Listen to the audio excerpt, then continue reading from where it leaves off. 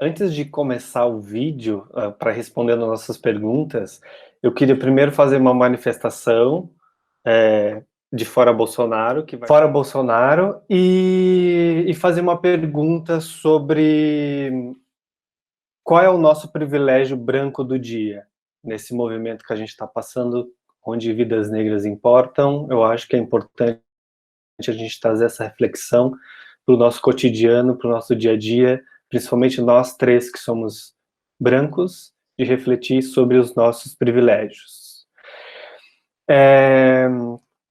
Agora, respondendo à pergunta, contando um pouco da minha trajetória, eu nasci em Criciúma, eu estudei design na SATIC, depois eu fui fazer artes visuais na Unesc, e nesse processo universitário eu tive uma aprovação para trabalhar na 7ª Bienal do Mercosul, ou é a 6ª, não lembro agora, onde eu fui aprovado para ser mediador. Então, fui estudar durante 6 meses, entre Criciúma e Porto Alegre, na Bienal, e para trabalhar 3 meses no Santander Cultural, onde recebi o espaço, a exposição monográfica do Jorge Mack. Eu acho que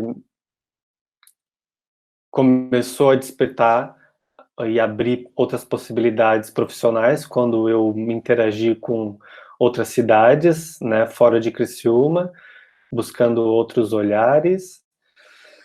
E a partir daí, eu comecei a buscar formações, mas não tão acadêmicas, porque eu não sou do mundo acadêmico. Então eu fui procurando formações de escolas livres, como o Instituto Tomiotaki, quando eu vim para São Paulo, e depois quando eu fui morar no Rio de Janeiro, em 2015, que eu estudei no curso de formação de artistas no Parque Lage, com a coordenação da Lisete Lenhado, e foi muito interessante também participar dessas escolas livres, onde a gente trabalhava com o real, com artistas do circuito artístico nacional. Isso foi onde eu consegui aprender e a ler mais sobre onde eu estava me inserindo, aprender para desaprender, né? E eu acho que também, fora isso, o que me embasa também profissionalmente são as participações em exposição, em projetos, em seminários, em residências artísticas, tanto nacional quanto internacional. Eu acho que isso faz o percurso do meu caminhar artístico, talvez.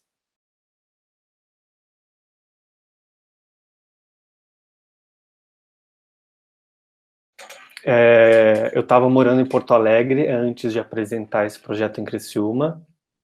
Era 2010, eu fiz uma exposição no DEMAI, que é uma galeria pública lá em Porto Alegre, e naquela época eu estava pesquisando sobre medo em geral, medo na infância, mas eu não tinha uma definição exatamente para onde seguir, mas eu tinha uma situação. Isso fazia parte tanto da minha mudança de uma cidade de Criciúma para Porto Alegre, onde você tem uma diferença de configuração, né, geográfica, espacial. Criciúma é uma cidade pequena, com 280 mil habitantes, e Porto Alegre é uma cidade de 1 milhão de habitantes, por exemplo. Então, como essas percepções acabam afetando o teu modo de enxergar e de olhar para o mundo, e como a cidade começa a dialogar contigo de várias formas. É uma cidade, quanto maior a cidade, o número de violência triplica, e assim por diante, porque muito mais pessoas convivem naquele lugar.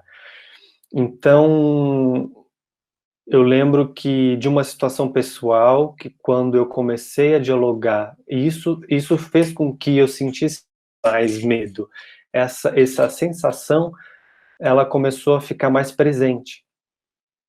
Não numa situação de paranoica, mas era uma sensação que me fazia olhar para ela. Então, dialogando com alguns psicólogos em Porto Alegre, e a gente era um assunto que começou a me interessar, e falávamos sobre os novos medos, principalmente das crianças naquela época do mundo contemporâneo, que as crianças tinham medo de que faltasse água no mundo, ou de ficar sem a mãe. Então eram uns medos, como se a atualização do medo tivesse uma atualização do medo para mim. E quando eu fui convidado para fazer essa exposição lá, eu coloquei em prática essa minha pesquisa, comecei a colocar em prática essa minha pesquisa. Acho que foi o primeiro step lá em Porto Alegre, para depois ir para Criciúma, já repensando as questões. E onde eu conversei com 20 amigos, 20 pessoas, sobre o que medo elas teriam na infância, e eles prosperam na vida adulta. Eles estão aí, não que se prosperam, acho que não é a palavra correta, mas que eles ficaram até a vida adulta. Persistiram. E por que eles não foram embora? Por que existe ainda essa situação ainda que a gente carrega? Então, dentro dessa conversa com essas pessoas, eu pedi uma fotografia da infância, e elas me doavam essa fotografia, e a partir dessa conversa que eu tinha com eles, eu tentava traduzir o que essa ideia de medo que elas tinham para a fotografia. Eu acho que o trabalho ele começa nesse ponto. Aqui algumas fotografias, essa que eu tinha falado sobre que eu acabei ganhando dessas pessoas, dessas entrevistas, e na época, eu trabalhava muito com desenho. Então, e os desenhos eles traziam um diálogo muito com o universo lúdico. Aqui o nosso amigo Tomás, ele tinha medo de ETs.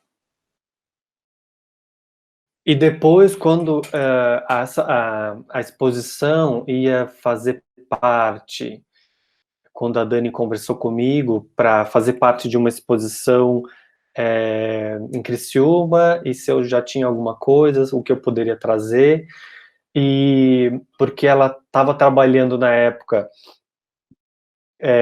tinha outro artista, era uma exposição com 2 artistas no mesmo momento, que aí ia dividir a sala expositiva, lá na Fundação Cultural de Criciúma, onde a gente tinha a nossa galeria, que hoje eu não sei se a gente tem ainda, que tinha o laboratório ainda, que fazia parte da galeria, aquela parte de trás. Não sei se vocês conhecem lá também, para poder estar imaginando o que eu estou falando. E o outro artista, ele trabalhava com algumas intervenções no espaço público.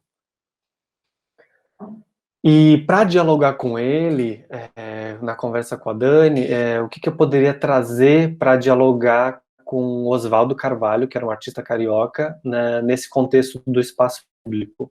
E comecei a estudar o projeto que eu já tinha em Porto Alegre, que era o BU, né?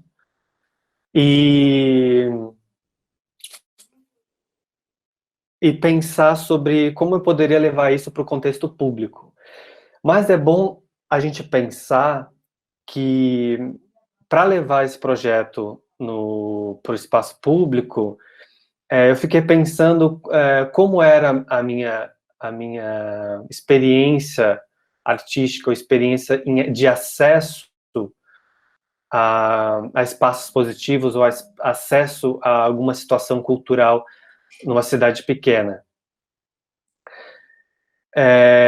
Então eu comecei a partir desse ponto também, de como uma cidade pequena tem acesso a um sistema de cultura. Por exemplo, existe poucos espaços expositivos e muito poucas pessoas têm acesso ou se interessam por isso.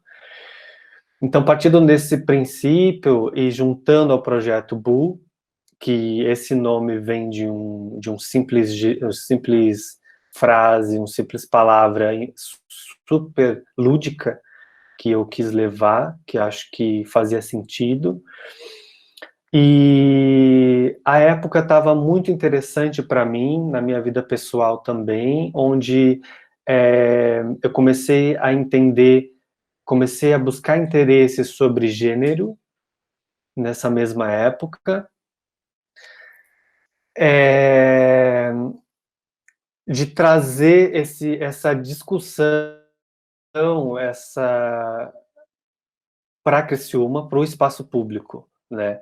E principalmente tratando de uma cidade interiorana, pequena, onde falta acesso a essas questões, desses debates públicos, né? Pouco se fala dessa questão de gênero.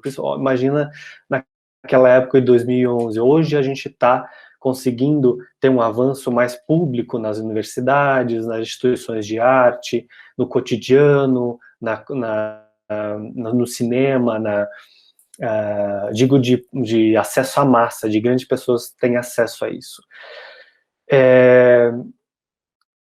E depois, para continuar falando sobre a ação mais específicas que interessa a vocês no espaço público, a exposição ela tinha um grupo de obras, que uma era essa ação no espaço público, com cartazes, tinha um espaço reservado para fotografias da ação. Quando a gente ia para o espaço público colar os cartazes, a gente fotografava. Então, na primeira sala da galeria se encontravam as fotografias da ação e os 2 cartazes de diferentes desenhos que tinham, que eram uma ilustração super lúdica de uma ideia de 2 pessoas do mesmo gênero em troca de afeto. E tinha um bolo também de casamento que foi encomendado, que seria uma performance na abertura da exposição, para o meu casamento com outra pessoa do mesmo gênero. Ou a ideia de começar a desmistificar essa ideia do heteronormativo, né, ou do patriarcado, onde 2 pessoas heterossexuais precisam construir uma família, e essa visão consolidou na sociedade, e quando a gente começa a pensar nessas rupturas, nessas outras possibilidades de relacionamento entre outras pessoas, isso acaba gerando um desconforto ou uma situação mais... eu acho que desconforto é a palavra. E nesse bolo foram feitos... foram cortados e distribuídos para as pessoas na exposição. E na outra sala tinha as fotografias, essas 20 fotografias, essas mesmas fotografias feitas em Porto Alegre, a gente levou para a galeria, e junto com esse áudio que eu coloquei para vocês, que era a oração do medo.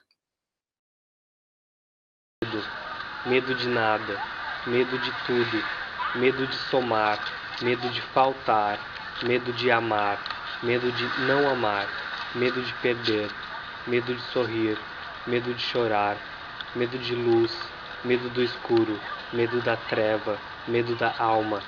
Um ponto muito interessante de quando a exposição ABU estava aberta e recebia as escolas. E foi muito interessante que uma professora fez contato comigo, e começou a trabalhar o medo com as crianças nas escolas. E teve uma escola super interessante de Sara que a professora me enviou esses desenhos, eram com todas as turmas que ela trabalhava. Eu tenho alguns desenhos escaneados. E ela trabalhava com os alunos sobre a relação do medo, que medo eles tinham. E foi muito bonito como eles retrataram nesses desenhos.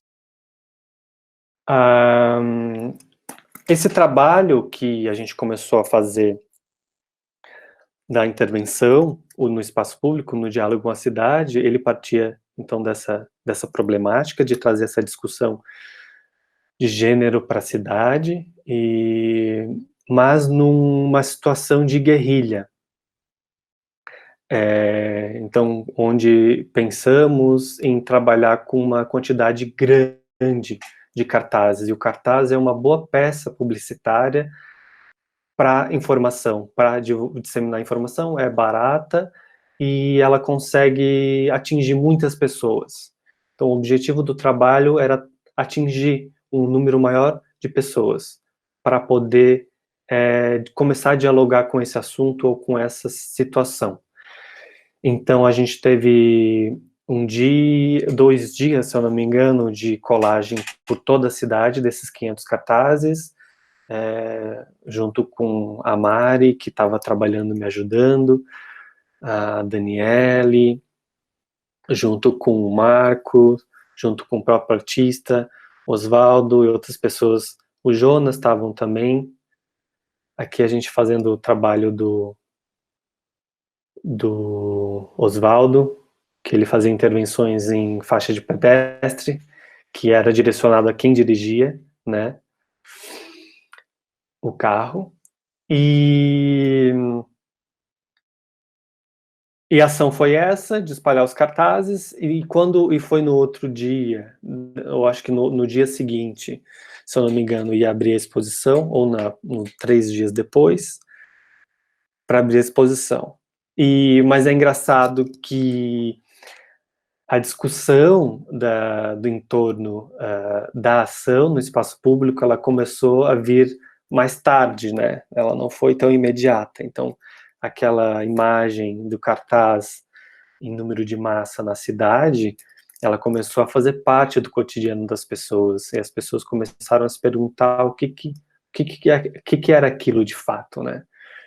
E poucas pessoas relacionaram com a exposição dentro da galeria, outras ignoravam, outras entendiam, outras repudiavam, até por ser uma ilustração totalmente lúdica, né? Mas aquilo trazia um desconforto visual para algumas pessoas. E na época, antes de trazer esse contexto do espaço público, quando eu morava em Criciúma, eu trabalhava muito no espaço público, fazendo intervenções urbanas no espaço público. Isso porque a gente tinha pouco acesso a situações do sistema da arte para fazer exposições e acesso a esses espaços. Então, o meu espaço de trabalho foi muito tempo no contexto urbano. Então, isso já fazia parte um pouco da minha trajetória na época, né? Hoje não mais, mas na época sim, porque isso fez parte da minha construção como artista. E estar disposto no contexto público, na rua, traz muito é muito imprevisível, né? Assim como eu gosto de chamar, gosto de que os trabalhos sejam imprevisíveis, que não sejam previsíveis, né? Você está expondo uma ideia, você está expondo um contexto no espaço público, na cidade, e você não sabe qual é a reação, você não sabe o que virá a ser a partir daquela tua intervenção, daquela tua ação no contexto público, porque a gente está dialogando com o espaço público e ao mesmo tempo privado, que existe uma discussão enorme sobre espaço público e privado, que eu acho que isso é um assunto para talvez um seminário, quem sabe, com pessoas especializadas nisso. Mas, e também existe a irreverência de você ter a liberdade de expressão, de comunicar, principalmente partindo de um contexto artístico, de você ter liberdade de falar, de ir e vir, e de expor isso de uma maneira no contexto público. E é muito legal também, eu gosto muito de fazer uma relação com a música do Caetano Veloso, que ele fez a Proibidura e a Ditadura de 68. Eu acho que a gente ainda tem esses resquícios, né, da ditadura, e a gente está vivendo num contexto, novamente, com esse governo que é super similar e ainda ele permeia, ele ainda existe no nosso país. Existe essa carga da colonização no nosso contexto social, que faz com que a gente não adere ou não se abre para questões outras, como essa da intervenção no espaço público.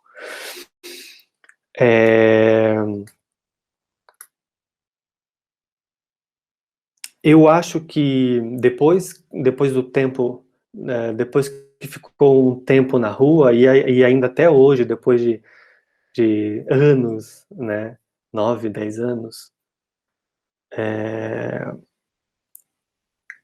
passaram ainda, esse assunto foi muito interessante, até quando vocês vieram fazer o convite para falar sobre o trabalho, eu fiquei pensando com a Dani, nossa, esse trabalho ainda reverbera na cidade, né, como uma ação que de alguma forma guarda esses resíduos, principalmente desses cartazes, e posteriormente teve até um trabalho muito interessante do Laborativo, que foi um coletivo, que onde a Vanessa era uma das participantes, e o trabalho dela de conclusão de curso foi em torno dessa intervenção dos cartazes. Ela fez um TCC super lindo, super interessante, e fez uma proposta artística em cima,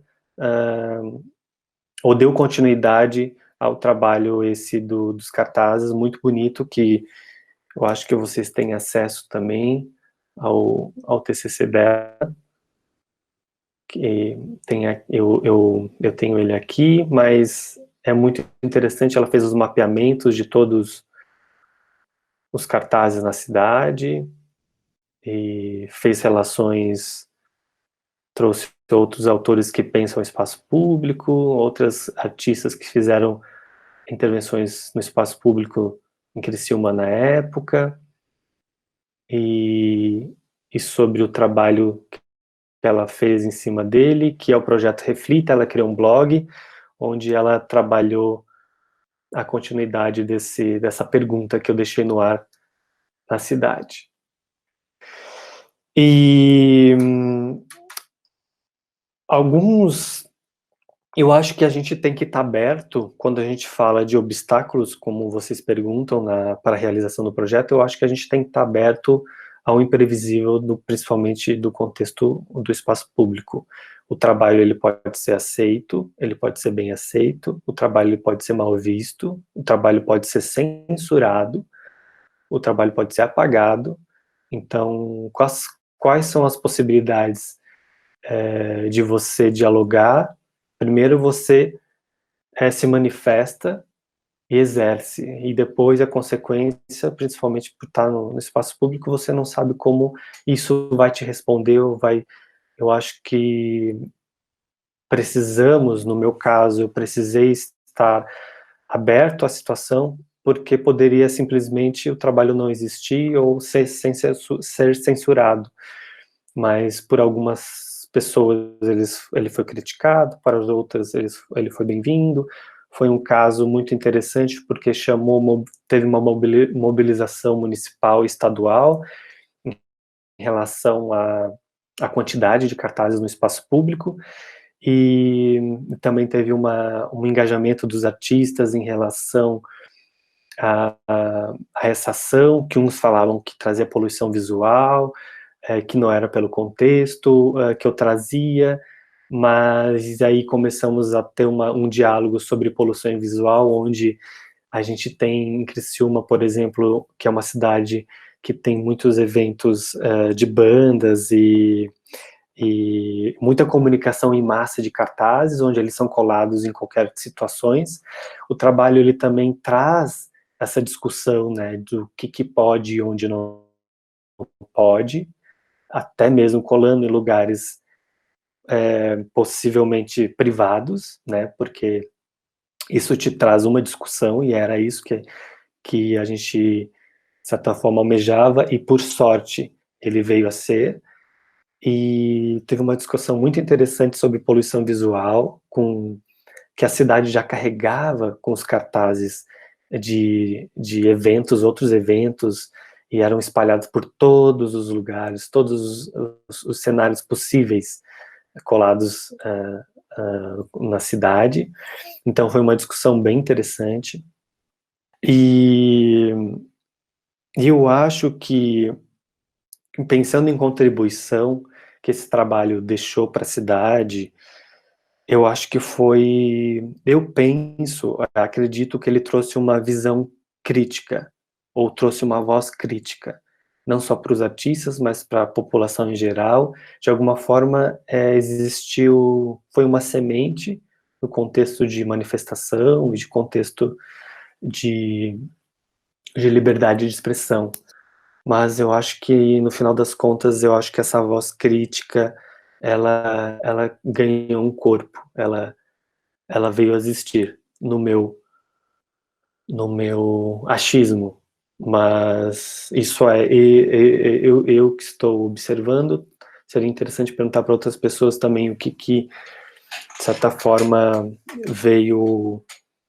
de qual contribuição veio deixar para a cidade. Até a própria Dani, eu acho que pode ser uma boa pessoa para poder continuar esse diálogo com vocês, que acho que ela tem muito a contribuir também, porque ela foi uma pessoa extremamente presente em todos os estágios do projeto. Porque eu acho que quando eu olho para esse trabalho, depois de tanto tempo, eu acho que tanto o meu discurso muda, tanto o meu olhar sobre o trabalho muda, mas dentro dessa situação de como eu me senti, eu acho que teve um sentimento sim de censura, e eu tive o apoio dos artistas locais, né?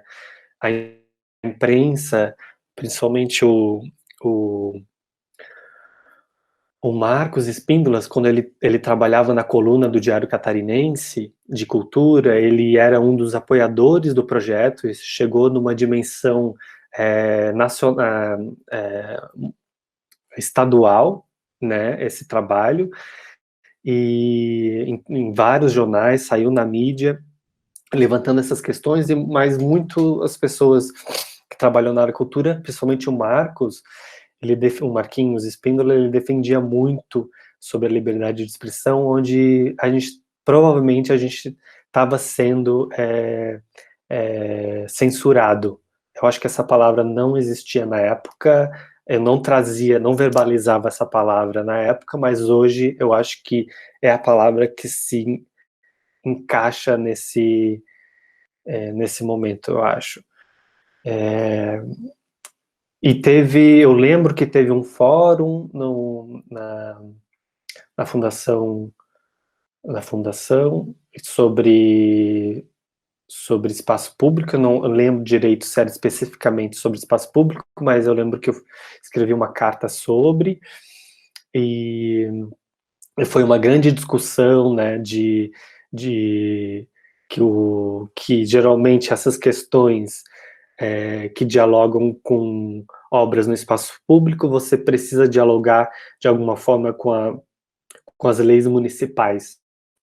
Mas pelo fato de a gente estar trabalhando dentro de uma instituição, o Joelson, ele está trabalhando com a Fundação Cultural de Criciúma, né, tem uma instituição que está envolvida, que te traz junto, né? Eu não estava trabalhando isolado, poderia trabalhar isolado sem instituição, mas nesse caso estava relacionado à instituição, onde, se a instituição ocupa um papel importante dentro do município, ela está, de certa forma, dentro do que se diz possível ou não para se realizar, né?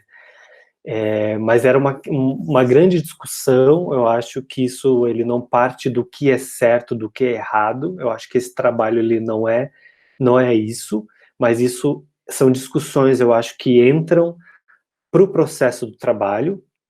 Eu acho que também não é proibir, né? É permitir, mas eu acho que a partir do trabalho ele começa a trazer outras questões, né?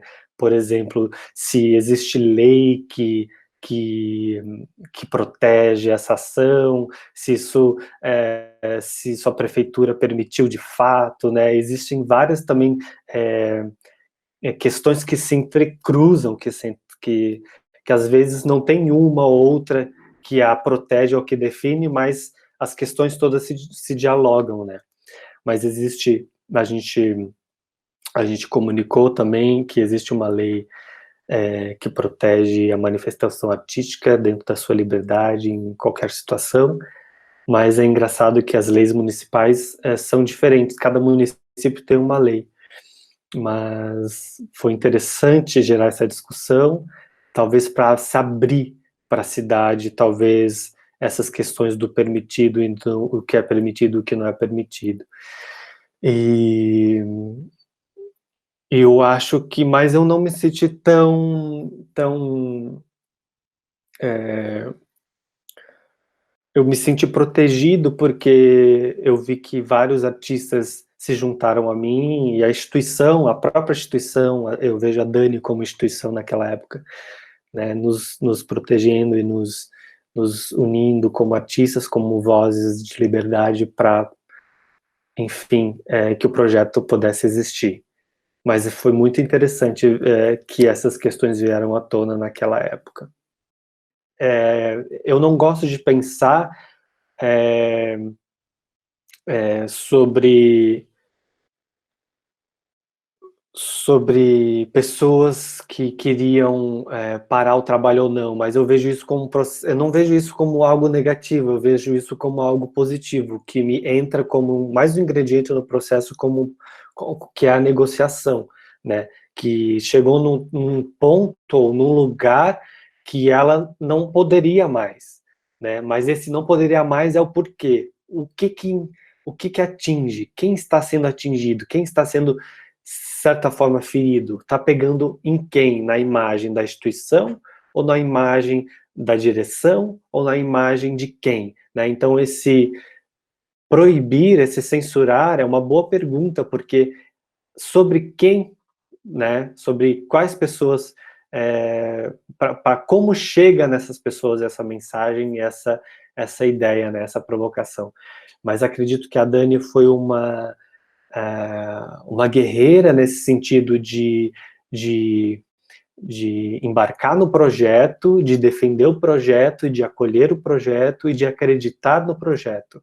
Mas eu acho que o grande sucesso, ou insucesso, não sei, do projeto, ele se deve a Dani pelo fato de ela estar junto e acreditar no projeto. Eu acho que isso fez uma grande diferença, né? Que ela era a pessoa responsável da instituição, então ela escutava diretamente o que vinha da direção, o que vinha de fora, o que vinha do município, do estado, então ela foi uma grande mediadora desse projeto e eu acho que mediador é uma boa palavra, e conseguiu, ao meu ver, levar isso com muita maturidade, com muita segurança naquilo que estava sendo realizado ali, que estava sendo feito.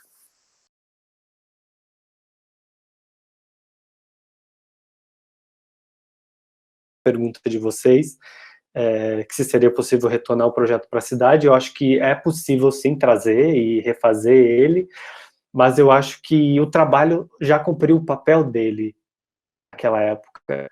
Eu poderia sim fazer uma nova ação dele, mas não seria e não teria as mesmas questões que lá teve do que hoje tem. Então, eu acho que o trabalho cumpriu o papel naquela época e eu estava me comunicando com aquela época. Eu acho que se o trabalho fosse convidado para ir para a cidade de novo, eu acho que eu traria e atualizaria o trabalho de uma forma de seminário, de uma forma de mesa redonda. Eu acho que eu traria pessoas que trabalham há anos e que têm pesquisas no espaço público para discutir público e privado, para trazer pessoas que têm pesquisas em relação a gênero. E eu acho que essa seria a atualização do trabalho hoje. Eu acho que eu levaria o trabalho novamente para Criciúma dentro dessas condições e desse diálogo, trazendo essa amplitude, assim. Para mim, isso faz mais sentido hoje para mim.